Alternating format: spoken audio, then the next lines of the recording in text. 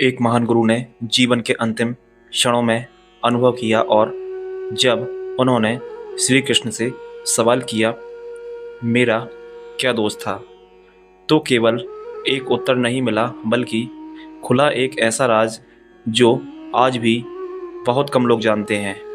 नमस्कार दोस्तों, आज हम बात करने जा रहे हैं एक ऐसे प्रसंग की जो आपको हिलाकर रख देगा।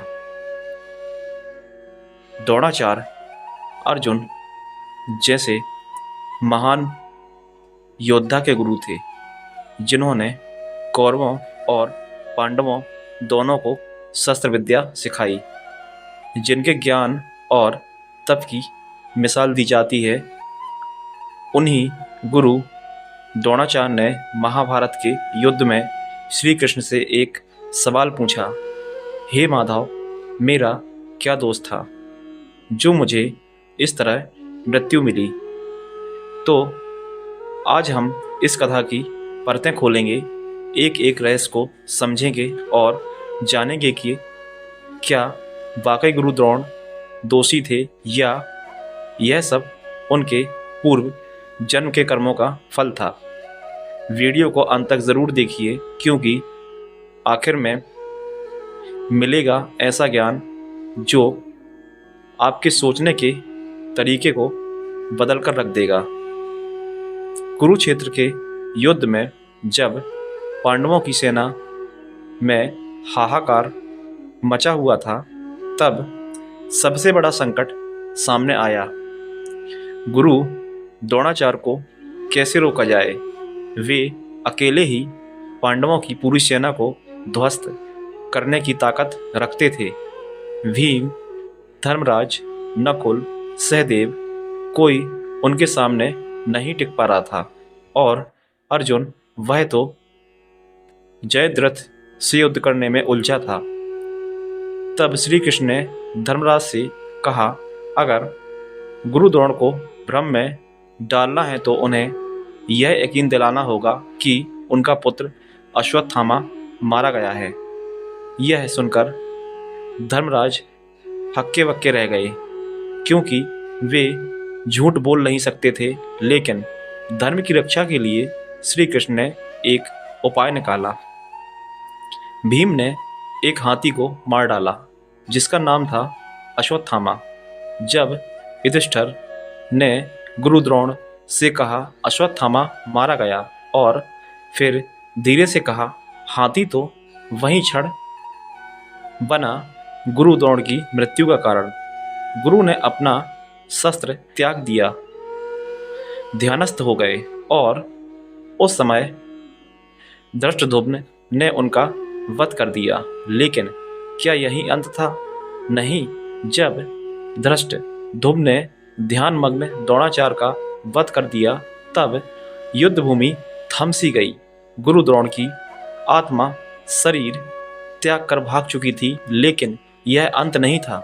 कहते हैं, मृत्यु के बाद उनकी आत्मा कुछ समय तक उसी धरती पर भटकती रही, व्याकुल, शांत नहीं थी।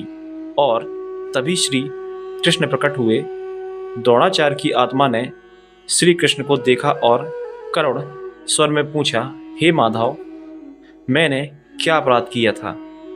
मैंने तो सदैव धर्म की सेवा की, राजा को निष्ठा से ज्ञान दिया, शिष्यों को न्यायपूर्वक विद्या सिखाई।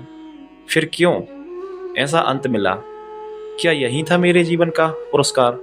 श्री कृष्ण शांत थे, लेकिन उनकी आंखों में करुणा थी। उन्होंने कहा, गुरुदेव, हर कर्म का एक बीज होता है और हर बीज कभी न कभी फल देता ही है। जब गुरु द्रोण ने श्री कृष्ण से पूछा, मेरा क्या दोष था? माधव, मैंने तो जीवन भर धर्म का पालन किया, राजा का साथ दिया, शिष्यों को युग बनाया और अच्छी धनुर्विद्या सिखाई। फिर भी मुझे ऐसी मृत्यु क्यों मिली? श्री कृष्ण शांत थे, लेकिन उनकी दृष्टि बहुत गहरी थी। वह बोले, गुरुदेव, आपने धर्म का पालन तो किया, लेकिन क्या वह सच्चा न्याय था? गुरु द्रोणाचार्य ने हैरानी से पूछा, किस बात की ओर संकेत है? प्रभु, श्री कृष्ण बोले, जब आपने अर्जुन को ब्रह्मास्त्र सिखाया तो द्रोणाचार्य थे, लेकिन जब एकलव्य ने बिना आपसे सीखे सिर्फ मूर्ति से ही आपसे विद्या लेकर अर्जुन से आगे निकलने की कोशिश की, तब आपने उसका अंगूठा मांग लिया। क्या वह न्याय था? फिर युद्ध भूमि में आपने अपने शिष्य अर्जुन के सबसे बड़े शत्रु कौरवों के साथ खड़े होकर युद्ध किया, जबकि आपके भीतर आप जानते थे कि अधर्म किस ओर है। आपका दोष यही था गुरुदेव कि आपने धर्म को ज्ञान से अलग कर दिया और नीति को पक्षपात से जोड़ दिया। गुरु द्रोणाचार्य मौन हो गए, क्योंकि अब सवाल नहीं बचे थे, केवल उत्तर गूंज रहे थे। गुरु द्रोणाचार्य स्तब्ध थे, उनकी आंखों में क्षोभ और पीड़ा का मिश्रण था। उन्होंने धीमे स्वर में श्री कृष्ण से कहा, क्या एक गुरु के लिए यह अपराध था कि वह अपने राजा और कर्तव्य के प्रति निष्ठावान रहा? श्री कृष्ण ने उत्तर दिया, निष्ठा तब तक धर्म है जब तक वह सत्य और न्याय के साथ खड़ी हो। जब राजा अधर्म करे, तब सत्ता अन्याय करे और गुरु आंखें मूंद ले, तो वह ज्ञान का संहार करता है। गुरुदेव श्री कृष्ण बोले, आपके हाथों में था अर्जुन जैसा धनुर्धर, लेकिन आपके शब्दों में निष्पक्षता नहीं रही। आपने युद्ध भूमि में अधर्म के पक्ष को देखा, पर कभी उसे रोका नहीं। आप जानते थे दुर्योधन गलत है, फिर भी उसके रथ पर खड़े रहे। धर्म केवल अस्त्र नहीं चाहता, वह विवेक और साहस भी मांगता है, और जहाँ विवेक मौन हो जाए, वहाँ गुरु भी युद्ध में पराजित हो जाता है, चाहे वह शस्त्रधारी हो या नहीं। गुरु द्रोण की आत्मा अब भीतर से कांप रही थी। शायद अब उन्हें अपना दोष दिखाई देने लगा था। श्री कृष्ण ने गुरु द्रोण की ओर देखा और बहुत शांत भाव से कहा, गुरुदेव, आपने जीवन भर धर्म सिखाया, लेकिन अंत में मोह में फंस गए और यही आपका सबसे बड़ा दोष बन गया। गुरु द्रोणाचार्य बोले, कौन सा मोह? केशव। श्री कृष्ण बोले, अश्वत्थामा का मोह, अपने पुत्र का मोह। आपने उस पुत्र के लिए वह सब किया जो एक पिता करता है, लेकिन एक गुरु के नाते जो धर्म आपके हाथ में था, उसे छोड़ दिया। आपको जब ध्रुपद का अपमान कराना पड़ा, तब भी आप चुप रहे। जब कौरवों ने धर्म के विपरीत कार्य किए, आप सब देखते रहे और आप फिर भी चुप रहे, क्योंकि आपको अपने पुत्र का भविष्य सुरक्षित रखना था। गुरुदेव, मोह में व्यक्ति स्वयं को नहीं देख पाता, और यही मोह जब शस्त्रधारी गुरु के घेरे को वह ज्ञान से नहीं स्वार्थ से निर्णय लेने लगता है। आपने देखा है कि अधर्म बढ़ रहा है, फिर भी उसे रोका नहीं। क्यों? क्योंकि दुर्योधन ने आपके पुत्र को सेनापति बनाया था, क्योंकि आपको लगता था अश्वत्थामा को सामर्थ्य और स्थान तभी मिलेगा। बस यही मोह आपको धर्म से दूर ले गया। गुरु द्रोणाचार्य अब खामोश थे। उनकी आत्मा पर एक बोझ उतर चुका था। श्री कृष्ण की वाणी अब और गंभीर हो गई थी। उन्होंने गुरु द्रोण की ओर देखा और कहा, गुरुदेव, कभी कभी अपराध सिर्फ वह नहीं होता जो किया गया हो, अपराध वह भी होता है जो होते देखकर भी रोका न गया हो। आपने देखा है कि दुर्योधन छल कर रहा है, शकुनी पांडवों को जुए में फंसा रहा है, द्रौपदी का अपमान हो रहा है, फिर भी आप मौन रहे। आपकी विद्या, आपकी प्रतिष्ठा, सबके बावजूद आपने उन क्षणों में कुछ नहीं कहा। जब एक शब्द का काफी था। एक गुरु की ताकत सिर्फ धनुर्विद्या में नहीं होती, उसकी सबसे बड़ी शक्ति होती है सत्य के पक्ष में खड़े हो जाना। भले ही पूरा संसार विरोध में क्यों ना हो, लेकिन आप उस समय मौन रहे, क्योंकि आप एक पक्ष से बन चुके थे। गुरुदेव श्री कृष्ण बोले, जो धर्म का रक्षक होता है वह मौन रह जाए तो अधर्म निर्भीक हो जाता है। आपने अपने मौन से अधर्म को साहस दिया और यही मौन आज आपके अंत का कारण बना। गुरु द्रोणाचार्य की आत्मा अब व्याकुल थी। जो बातें उन्होंने कभी सुनी नहीं थी वह आज श्री कृष्ण के मुख से सुन रहे थे। श्री कृष्ण ने गुरु द्रोणाचार्य की ओर देखा और बोले, गुरुदेव, आपने शिष्यों को धनुर्विद्या सिखाई, लेकिन क्या आपने उन्हें धर्म की दिशा दी? अर्जुन को आपने ब्रह्मास्त्र सिखाया, लेकिन क्या आपने कभी उसे यह सिखाया कि शस्त्र का प्रयोग कहाँ उचित है और कहाँ उचित नहीं है? यही तो गुरु का असली धर्म होता है। केवल ज्ञान देना नहीं, उसे सही दिशा में उपयोग करवाना। भीष्म पितामह, विदुर और आप तीनों महाज्ञानी महापुरुष थे, फिर भी गुरु सभा में जब धर्म लुटा तो केवल विदुर बोले, आप और भीष्म मौन थे। गुरु वह नहीं होता जो केवल पाठ पढ़ा दे, गुरु वह होता है जो शिष्य के अंदर में धर्म का दीपक जला दे। आपका दोष यही था गुरुदेव। आपने अर्जुन को महान धनुर्धर तो बनाया, पर उसे धर्म युद्ध का मार्ग श्री कृष्ण को बताना पड़ा। जो काम आपको करना था वह मैंने किया। क्या यही न्याय है? गुरु द्रोणाचार्य की आत्मा में जैसे कोई तूफान उठ खड़ा हुआ। गुरु द्रोणाचार्य की आंखें झुकी हुई थीं। उनकी आत्मा जैसे अपने ही कर्मों के भार से बोझिल हो चुकी थी। श्री कृष्ण बोले, गुरुदेव, आपने शिक्षा देने में कोई भी कमी नहीं छोड़ी, लेकिन जब निर्णय की घड़ी आई तब आपने पक्ष चुना और धर्म नहीं देखा। आपने अर्जुन को अपना प्रिय शिष्य माना, लेकिन एकलव्य को आपने त्याग दिया। आपने द्रुपद से अपनी पुरानी दुश्मनी निकालने के लिए पांडवों से उनका अपमान कराया। आपने देखा कि पांडव सताए जा रहे हैं, लेकिन आपकी तलवार कौरवों के लिए उठी। यह सब क्या है गुरुदेव?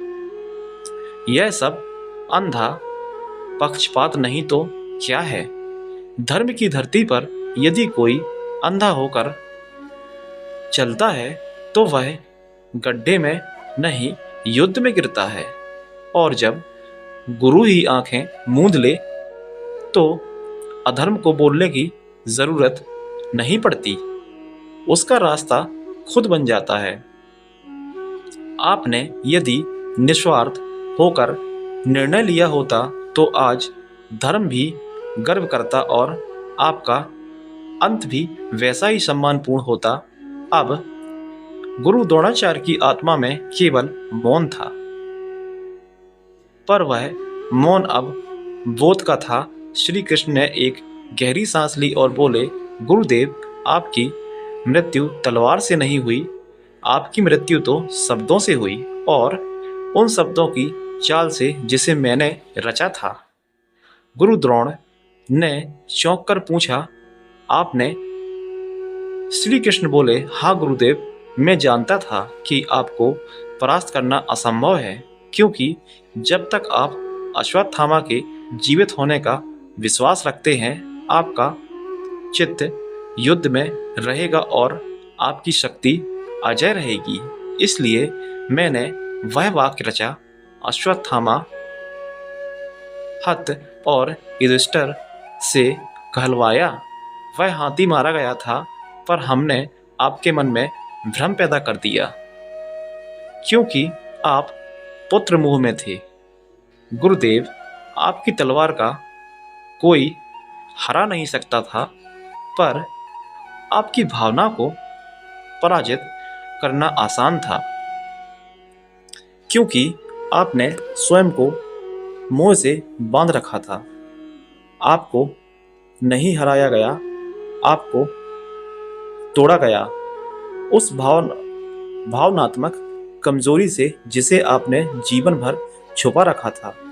यही बताता है शब्दों का खेल कभी कभी तलवारों से ज़्यादा घातक होता है और अधूरी सच्चाई पूरे जीवन को बदल कर रख देती है। गुरु द्रोणाचार्य की आत्मा अब मौन नहीं थी। वह अब स्वीकार कर चुकी थी कि हार बाहरी नहीं अंदर से हुई थी।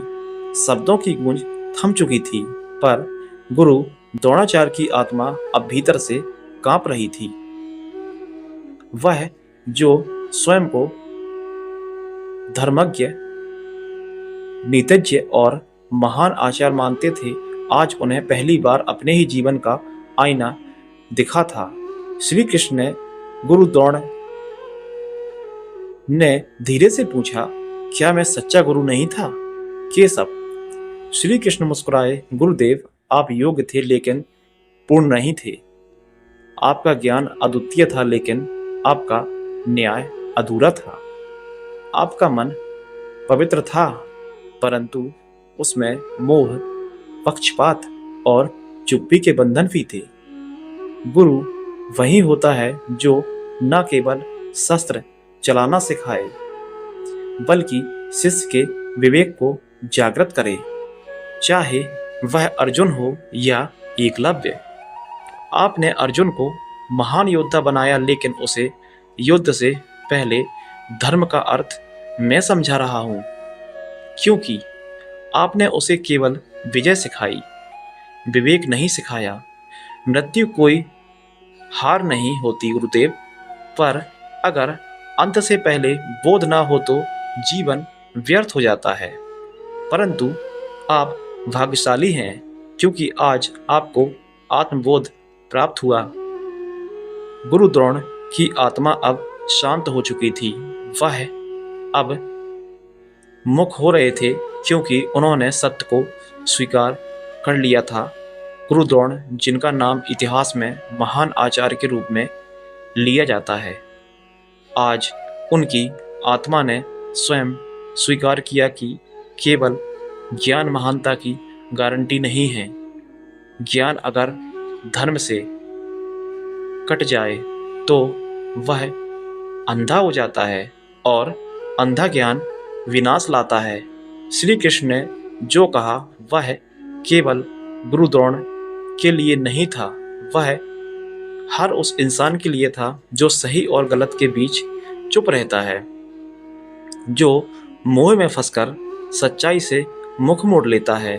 गुरु द्रोण की मृत्यु कोई संयोग नहीं थी, वह परिणाम थी एक एक उस क्षण का जब उन्होंने धर्म के विरुद्ध आंखें बंद कर ली थीं, जब उन्होंने केवल अपना पक्ष देखा, जब उन्होंने न्याय की जगह नीति के साथ समझौता किया और अंत शब्दों ने उन्हें तोड़ा। झूठ की आधी सच्चाई ने उन्हें मारा और एक महान गुरु इतिहास में एक दुखांत कथा बन गया। तो दोस्तों, इस कहानी से आपने क्या सीखा? आज भी हम धर्म के नाम पर पक्षपात नहीं करते? क्या हम भी चुप रहकर अधर्म को मजबूत नहीं करते? कमेंट में बताइए आपका क्या मानना है। क्या गुरु द्रोण दोषी थे या परिस्थितियों के शिकार? अगर इस जानकारी ने आपको सोचने पर मजबूर किया हो तो इसे लाइक करें, कमेंट करें और ऐसी ही ऐतिहासिक गहराइयों में उतरने के लिए हमारे चैनल स्टोरी विद देव को सब्सक्राइब करना ना भूलें। धन्यवाद दोस्तों। जय श्री कृष्ण।